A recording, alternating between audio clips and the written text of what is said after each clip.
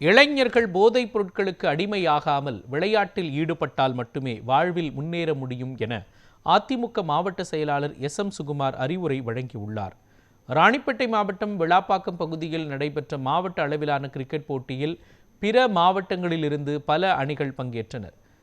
இந்நிலையில் போட்டியில் வெற்றி பெற்ற அணிகளுக்கு பரிசு வழங்கும் நிகழ்ச்சியில் சிறப்பு அழைப்பாளராக பங்கேற்ற அதிமுக ராணிப்பேட்டை மேற்கு மாவட்ட செயலாளர் எஸ்.எம். சுகுமார் இளைஞர்களோடு இணைந்து கிரிக்கெட் விளையாடி மகிழ்ந்தார்.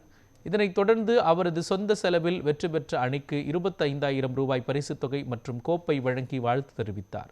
தொடர்ந்து இளைஞர்கள் பயன்பெறும் வகையில் அவரது சொந்த செலவில் கிரிக்கெட் விளையாட்டு உபகரணங்கள் அடங்கிய 5 கிட் பேக்குகளை கிரிக்கெட் வீரர்களுக்கு வழங்கினார்.